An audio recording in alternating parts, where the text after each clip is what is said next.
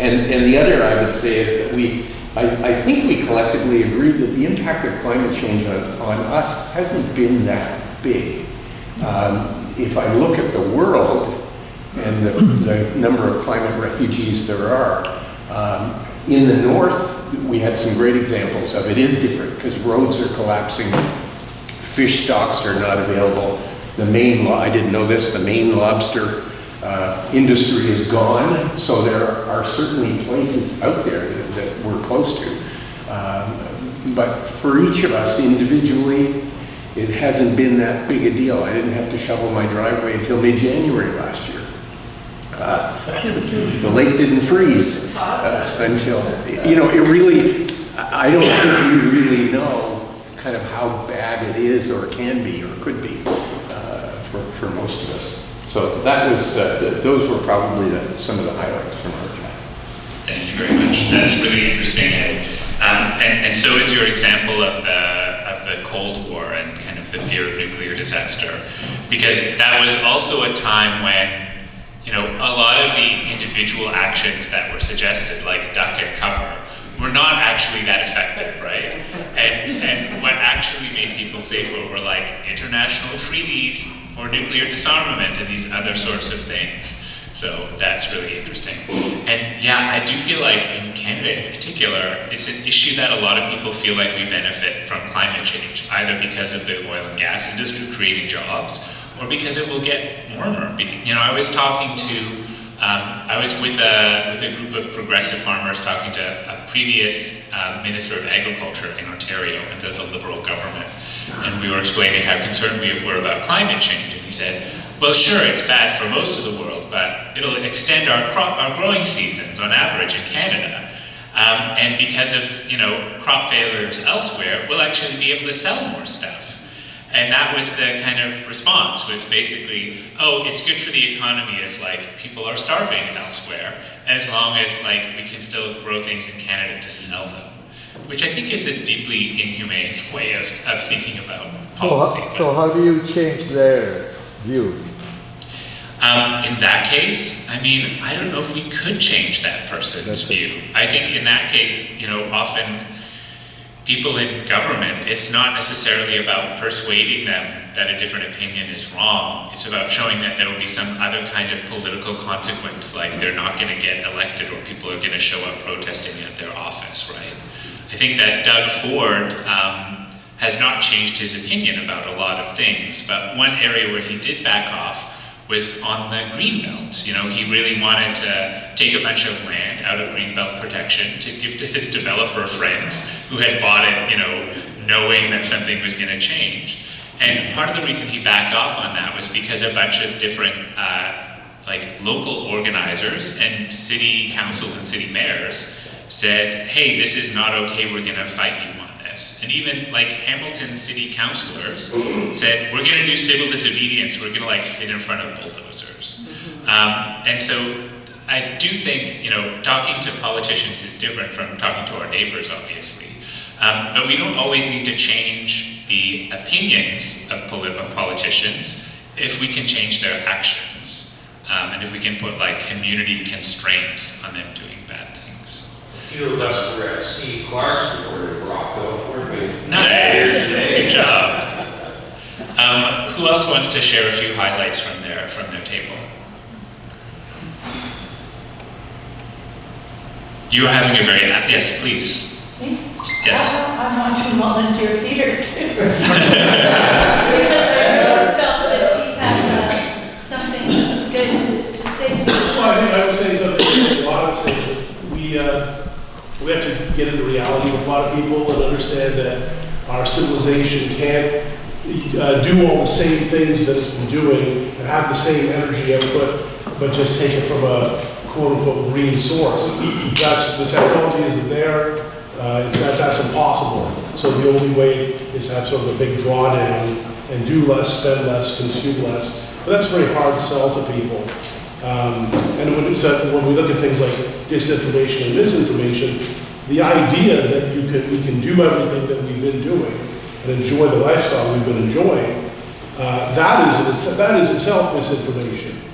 Because any real scientist, which I'm not one, knows that that is impossible.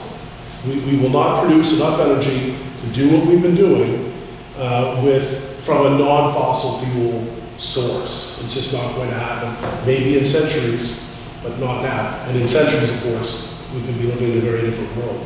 So that's one of the things we talk about. We talk about also how if we're going to have a discussion about this, we need to know where we're at, what our views on climate change are. Because, so what, and then the question comes up, what is disinformation or misinformation? You encounter a lot of doomers out there, and you and I are talking about the guy McPherson, who says humanity is done within a decade because of a blue ocean event and all the feedback loops kicking in. Some people believe that, but it's definitely not centuries either. The way we live on this planet is going to change dramatically in some way. Thank you. And this So we talked about a lot of stuff, but just to kind of boil some of it down, one of the things I feel like we were talking about was like, before you can have the goal from the conversation, sometimes you have to sit back and say, okay, who is this conversation with? And if it's someone, when we'll get into later, I hope, like, in terms of if it's someone who's been, fed a lot of disinformation, and they're down a deep, deep rabbit hole, and your rope to get them out is not long enough, right? Is it worth your time and effort to get into an argument with, like for me, grandma at Thanksgiving, or uncle, or cousin, or whoever? Like, is it worth it versus a neighbor who it's like, yeah, I can get into a disagreement with them in an effort to change their mind or help them see my point of view? Might not always be worth it. But then, also when we're having these discussions or we're trying to make changes or take action, the big question can be too, like, can you and how can you for certain things? So one thing I think about is the school I'm working at is right in the middle of Belleville, and we've got we're a big cement slab for a schoolyard.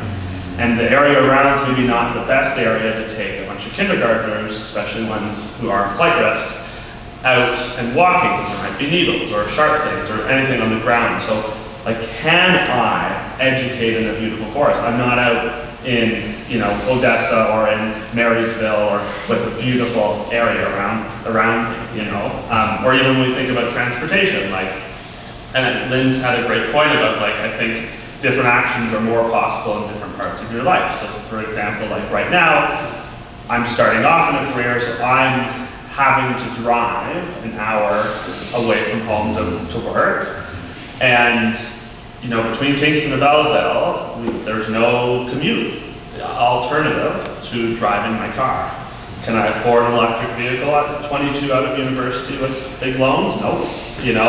I can barely afford the gas for my gas car. Right? So I think that's when we look at what can we do, I think a lot of people in different situations in life or finances can feel very unequipped or feel like their hands are tied in terms of that. So that's why I really liked also when you talked about inviting people in for that conversation and understanding that there are also maybe a lot of different ways that we can be part of a change, right? Not just getting a nice, brand new electric vehicle and doing all these other, little things. If you're in downtown Ottawa, it's easier to get to work than if you're in, Odessa, even to Belleville, or Napanee to Belleville, right? So, and our diocese is very rural, so that's something to think about a lot, right? Those are great points. Thank you very much. One thing that reminds me of is how often we feel pressure as individuals to make changes that really should be a matter of government policy, right? So, I agree that it's better to use an electric car than a gas car, but it would also be better if we had more livable communities with better transit options and these other things. And that's also cheaper, right? That saves us money. And that's one of the reasons that in other countries in Europe, if we look at Norway, for example, the average greenhouse gas emissions per capita in Norway are less than a third of what they are in Canada, even though people in Norway are living in similarly kind of spread out population density, and they're living in a similar climate, right? They also have a lot of heating demands. And the reason that consumption is lower is because they have like more common infrastructure, more like community infrastructure to deal with those things. And also because they have like building standards that require better insulation and these other factors.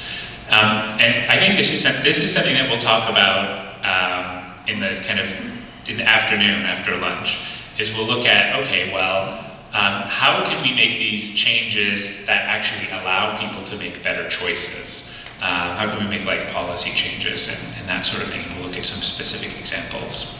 I'm going to pass it back now to Mary and Paula, because I think you're going to talk about lunch. Is that right? Yes. Nobody minds talking about lunch, but we'd rather eat. Before lunch, I'll just remind you that the washrooms are down the hall to your right.